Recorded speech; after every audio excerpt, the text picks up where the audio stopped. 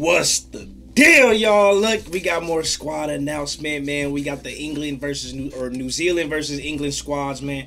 We got the lineups. We got a couple of statistics. We got some new things that's going to be implemented into this second test matchup.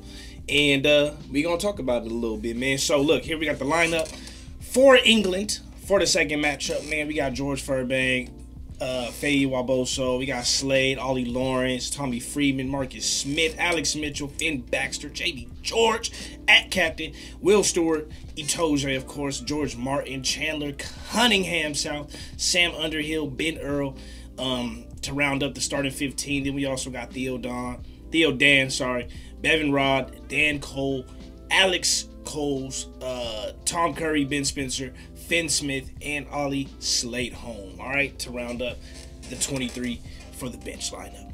All right, so one thing I want to say about the lineup, man, they got a solid squad. England got a solid squad on them, man. We can't ignore the fact that they did well in the Six Nations. I think they were second in the Six Nations, right? Only lost to Ireland. They did great, bro, and they're keeping their lineup pretty much straightforward. Same players, same people, and they're performing, bro. They are performing. We cannot deny that. Some may say the All Blacks underperformed in that first test match. Some may say England is performing at a high level that is competing with the All Blacks. I could see arguments on both ends. Right, I 100% can see arguments on both ends. You got to realize the All Blacks haven't played in a long time. They got a new coach, a little bit of player movement going into these games. So they got some stuff they got to work on chemistry-wise, and just getting into their flow and into their routine. But at the end of the day, bro, this English side is solid, bro. They're strong. They're strong. They might not have as much flair. They might not have as much athleticism, but they play pretty consistent. And they strong as hell, bro. I mean, to be honest, the forwards were doing most of the work. The forwards are doing most of the work out here for England, causing turnovers, getting into the try lines off of the lineouts. Like you got to be careful with them. You got to be careful, especially when they slow the game up. And that's not really All Black style. When they slow the game up, that could get dangerous for them. So let's take a look at a few little key notes from the lineup. So, game's going to be at Eden Park. We all know that. There's only been one change, so it's pretty much the same exact squad. They added Finn Baxter. That was pretty much the main change. Jamie George moved to hooker, and then Will Stewart's at the tight head prop. Boom, boom. We got a Itoje in there. What else did I want to mention? Oh, Dan Cole. Okay, yeah. So Dan Cole, he will earn his 115th cap from the bench to become England's second most capped men's player of all time, right behind Ben Youngs, who sits at 127. I have a feeling Dan Cole might surpass that potentially. Give him a couple years, I think he might surpass Ben Young's 127 cap. Ben Young is an England legend. You guys definitely let me know about that early on in the rugby reaction days, man. So that's pretty much the main thing to say as far as their lineup goes. They're going to give him a special tribute. I'm surprised he's not starting, but I also understand you can't just start him just because he's having, he's reaching that, second most capped player of all time list. But that's pretty much the squad for England. We also got the All Black squad right here. So we got Ethan de Groot, Cody Taylor, Tyrell Lomax, Scott Barrett at the captaincy again, Patrick Tui Pelotu, Seven Penny Finau, Dalton Papali'i, Artie Savia at vice captain, Finlay Christie. We got D-Mac, we got Mark Talea, we got Jordy Barrett at vice captain, Rico Ioane, Sevu Reese, and Stephen Perofeta. All right, Stephen Perofeta had a good game. Him and Sevu Reese both had great games in that first test match, which was nice to see, man. Who else had a really good game? I actually really like how Finlay Christie was playing too. A lot of people say y'all don't like him.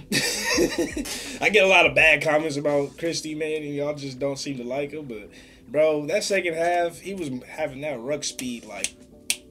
You know what I mean? And I like that. I actually mentioned that when I did my reaction to the highlights. I was like, bro, his ruck speed is beautiful. It was beautiful. They were moving the ball so well once he started to pick up that pace with the rucks. So shouts out to him. D-Mac did all right, did okay kicking wise, but there was that one little mishap around like the 76, 78 minute mark, something like that, for a penalty kick. And we're going to talk about that one in a second because I found out something that I did not know was a thing. And on the bench, or the impact. Impact? What is impact? That's the bench. The hell is impact, bro? We got Asafu, Amua, Tuanga Fasi. We got Fletcher Newell, Tupo Vai, Luke Jacobson, Cortez Retima, who's this is his debut game. So technically the one change that happened was Finlay Christie was on the bench last game, and TJ Parnar is in there, but TJ Parnar is injured. So Christie moves up, Cortez Retima takes the 21 spot. We got Anton Leopard Brown, then we got Bowden Barrett at 23 coming off the bench. How do y'all feel about Bowden Barrett coming off the bench? I think he should be starting, but also I don't really mind it just because, like, you want your bench to be strong, right? Like, you want to be able to... that game was close. It was 16-15, and England could have came back and won that game and stole it from y'all, for real. If we being honest, they could have stole that game at the end. And it really could have been a draw. It really could have been 16-16, to be honest. They don't miss that kick. So, as far as that goes, you know, you want play. You got Cortez Retima in there coming off the bench. He's debuting. He's a debutant. So you want to make sure you got somebody in there who can hold the fort down while everybody else is tired from playing 60 minutes, 70 minutes. You want somebody with fresh legs that can go in there and hold it down in case it's tight. In case it's tight, you need somebody who got fresh legs and can make something happen on that field. So I don't mind it, but let me know what you guys think about that one. So that's pretty much it. There isn't really any... I don't believe there's any other changes. Yeah, like Scott Robertson's chilling, bro. He's chilling, bro. A lot of these teams, bro, for these games that's coming up for these second test matches, a lot of teams are just not changing their squads. They're leaving their squads as is. They believe in their squads. They trust their squads, and they're not moving things, shifting things around too much, which can mess with player morale. It can mess with the chemistry that you're trying to build, or even, you know, the tactics. You know, your tactics and your game plan, that could throw all that off if you start changing people around just because they had one bad game, or they missed a kick here, or, you know, they missed a tackle here, or they had, you know, one too many penalties during the matchup, or they didn't get the turnover that they should have got. You know, you can't just start shifting too many players around. So that's pretty much it.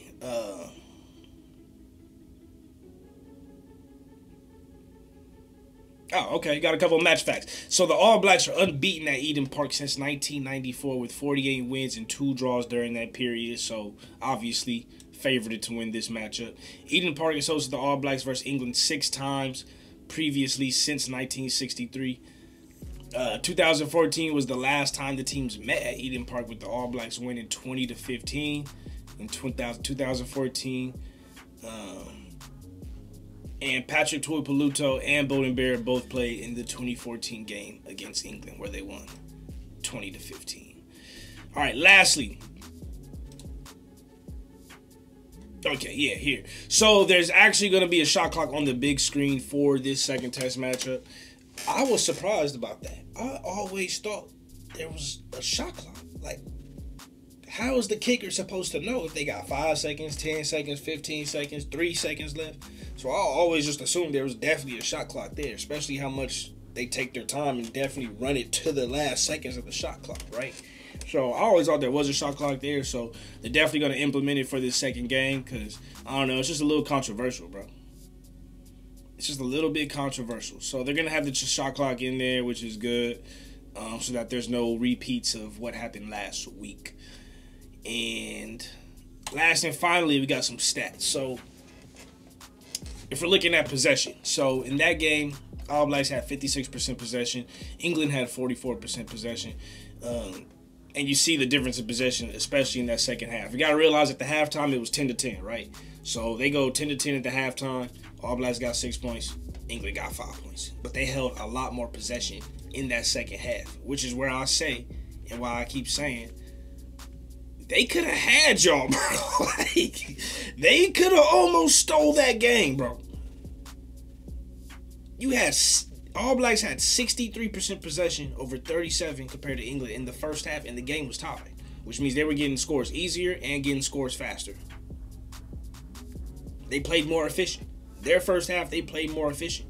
So in that second half, 50-50 possession-wise, they could have stole that game easily.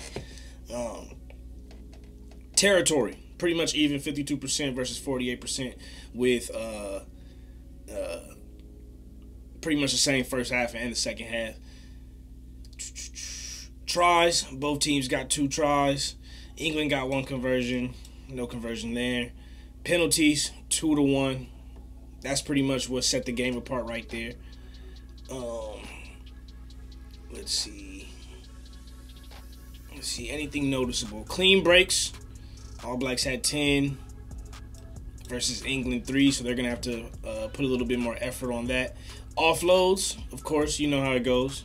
The All Blacks, they're always gonna have more offloads going on than England, but England, if they decide to move the ball more, get it out to the wings, could potentially work for them. Is that their game? No, but could it work for them? Yeah. Turnovers 1, 5 versus 8. They were getting in there, you know. They play a little bit more up front with the forwards. Big guys, they're gonna win more turnovers. Simple as that.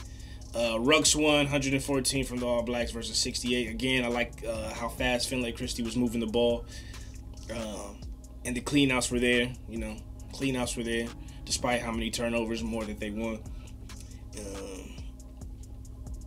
Let's see. Tackles made, 108 versus 197. And tackles missed, 24 versus 33 from England. Hey, man, it's the All Blacks. Good luck. You know what I mean? You got to catch them, man. You got to catch them. All right, looking at the set pieces and phases, tackle success, it was at 83% versus 78% for the All Blacks. Goal kicking was both at 40%. And the rucks, 97% success from the All Blacks versus 89% from England. They're going to need to work on that, specifically on the offensive rucks, in my personal opinion. I think their rucks on defense weren't terrible, but it's just like the counter ruck from the All Blacks offensively, you know, the clean-outs and all that, it was just, they were on it. They were on it, and Christie was getting that ball in motion, especially in the second half. So that's pretty much it. If I had to make a prediction for the game this Saturday, I would have to say 24-16, something like that, in favor of the All Blacks. 24-16 in favor of the All Blacks, somewhere around that. But you guys, let me know what you think, how you feel. In the comments, let me know, you know, what your predictions are for the matchup, who you think's gonna win, by how much, and how you feel about the lineups, man. That's it. I hope y'all enjoyed that, man. I'm working on this. I'm working on it, man. I ain't perfect. I know what I'm saying. I ain't perfect, but I'm working on it, man. So I hope you guys enjoyed that. Let me know how you feel in the comments. Hit that like button. Subscribe, definitely, if you want more as well. And that's it. Remember to keep it real. Real is rare. Real always reaches everyone. Next time. Peace.